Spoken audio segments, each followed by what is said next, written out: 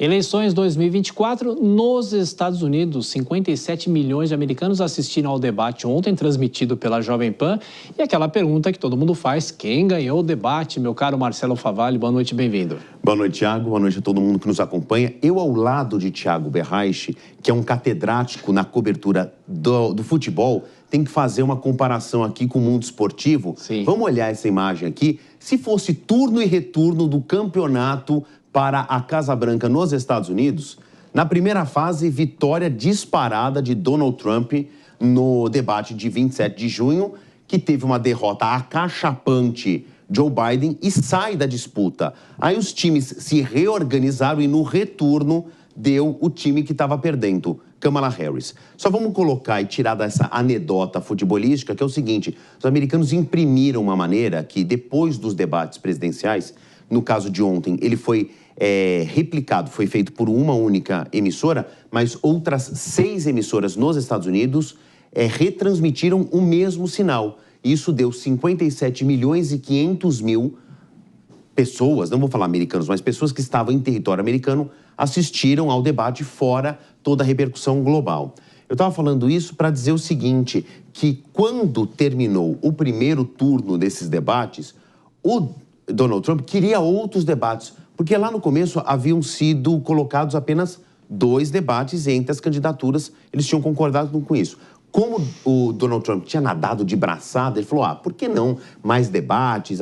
Os republicanos entraram em contato com outras TVs, oferecendo o candidato, então, para mais debates, não aceitaram. Agora quem está fazendo isso é a Kamala Harris, que se deu bem ontem, falou, vamos fazer de novo. E agora é a vez dos republicanos. O Donald Trump falou, não, peraí, vamos reavaliar como as coisas mudam, como se fosse um campeonato que tem turno e retorno. Mas eu quero olhar aqui para os melhores, ou se você quiser olhar, os piores momentos do debate. Foi 1h30 de discussão, 90 minutos de discussão, troca de acusações. Obviamente que isso ia acontecer. A Kamala Harris já tinha dito que ia estar muito confortável, porque ela tem décadas de experiência como promotora, procuradora de justiça, no caso dela, do estado da Califórnia. Então ela já tinha dito, eu sei lidar com pessoas do perfil do Donald Trump, eu fiz isso nos tribunais quase uma vida. Tá aqui, ó, separei algumas aspas. Ele nos deixou com o pior desemprego desde a Grande Depressão, a pior epidemia de saúde pública em um século e o pior ataque à nossa democracia desde a Guerra Civil. Obviamente que a invasão ao Capitólio veio à tona, é um episódio que acontece logo depois de um discurso de Donald Trump naqueles últimos momentos de quando ele deixava a presidência. O que fizemos foi limpar a bagunça deixada por Donald Trump, quando Donald Trump disse que os democratas não fizeram muita coisa nos 4 anos seguintes. Ela disse, era para limpar o que você tinha feito antes. E aqui, as respostas de Donald Trump em diferentes momentos. Kamala Harris é uma marxista.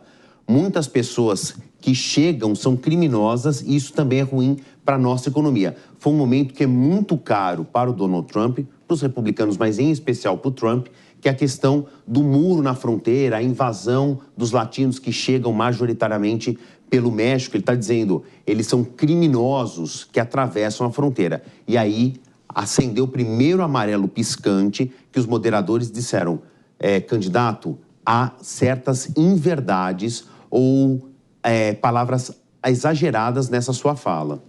Depois, isso se repetiu. Estão tomando os nossos empregos que agora passaram a ser ocupados pelos afro-americanos e pelos hispânicos. Aqui ele também sinalizou com uma parte que historicamente se identificava mais com os democratas, penderam mais recentemente para os republicanos e podem estar aqui os indecisos que vão fazer essa diferença, porque tem 10% de indecisos, Thiago. E também pelos sindicatos, ele também quer se aproximar dos sindicatos, um trabalho feito pelos democratas. Aí é que foi um momento mais nevrálgico do debate, foi quando o Donald Trump diz o seguinte, as pessoas estão tão flageladas, principalmente esses imigrantes ilegais que ficam espalhados pelas ruas, e aí ele recorta um exemplo. Na cidade de Springfield, em Ohio, estão se alimentando de animais domésticos, principalmente os haitianos. E aí a comunidade haitiana veio a público nessa quarta-feira dizer, peraí, não, isso não acontece e cuidado com as suas palavras, candidato, por favor, porque isso pode criar um movimento anti-imigração e criar ali uma vestimenta muito pejorativa para os haitianos, que ele usa esse exemplo sem dar provas. E nesse momento, no debate, ele foi advertido de novo por exageros que possam trazer algum tipo de consequência. Agora, isso aqui foi na terça-feira. Virou o calendário nessa quarta-feira, 11 de setembro. Faz 23 anos do atentado que matou cerca de 3 mil pessoas nos Estados Unidos. É uma marca no século XX, XXI, obviamente. E houve um outro comportamento dos candidatos.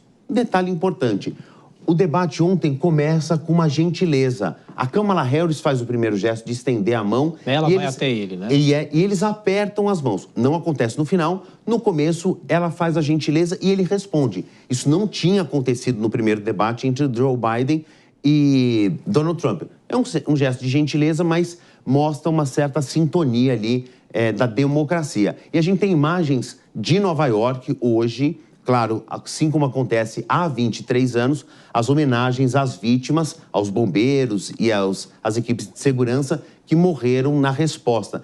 E houve ali um momento muito amigável entre os dois, com um novo aperto de mão entre Kamala Harris e Donald Trump. No meio ali tem o Joe Biden, que fingiu que não viu, porque o Joe Biden foi bastante criticado pelo Donald Trump no debate de ontem, mas ali houve uma certa cortesia, cordialidade que a gente não viu em campanhas anteriores. Faltam um pouco mais de 50 dias para o dia 5 de novembro, quando são as eleições, e ainda muita coisa pode acontecer.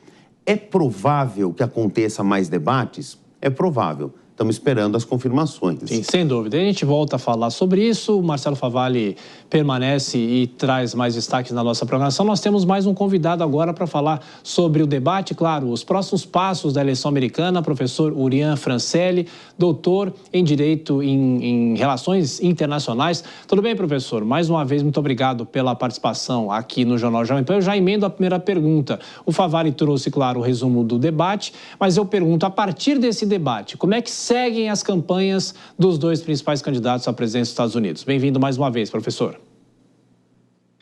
Boa noite, Thiago. Boa noite, Marcelo. É um prazer estar aqui com vocês.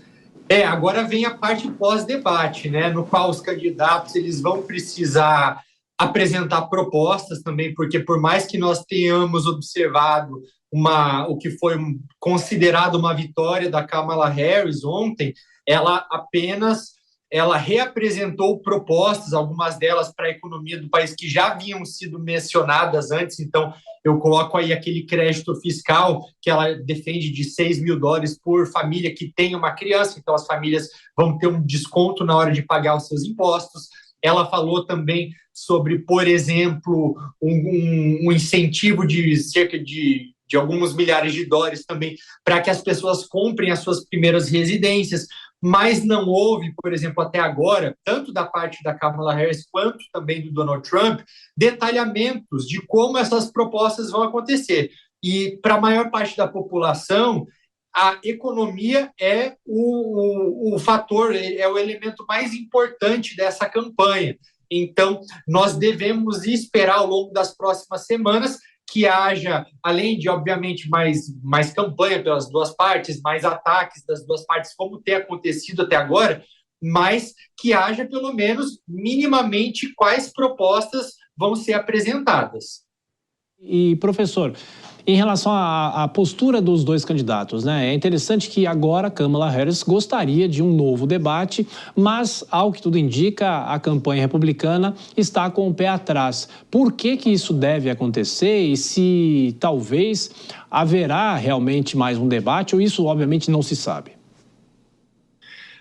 Pode ser que sim, o lado vencedor sempre vai querer claro, mais uma oportunidade de ter uma nova vitória. Isso porque o objetivo principal de ontem não era apenas um debate amplo, tinha, sim, né, um objetivo de tentar apresentar a Kamala Harris para grande parte do eleitorado, mas eu vejo que foi algo, principalmente do lado democrata, direcionado para o eleitorado indeciso. Então, aquelas pessoas que ainda não decidiram se vão votar no Trump ou na Kamala Harris, ou que sequer vão votar em alguém, 60% dessas pessoas, de acordo com uma pesquisa também que saiu nos últimos dias, eles se consideram pessoas moderadas. Então, até mesmo por isso que ontem nós vimos uma versão da Kamala Harris que, às vezes, jogava um pouco mais para o centro-esquerda, centro-direita.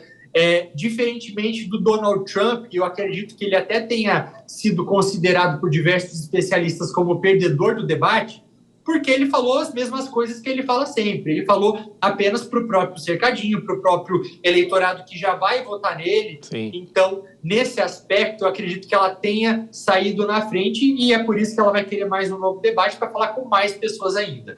Ô, professor, é curioso o seguinte, a gente muitas vezes olha a eleição americana com a cabeça da eleição aqui do Brasil e são 10% dos indecisos. E a gente imagina que nos Estados Unidos só tenham democratas ou republicanos, alguém que não mude o voto, sempre vota no mesmo partido.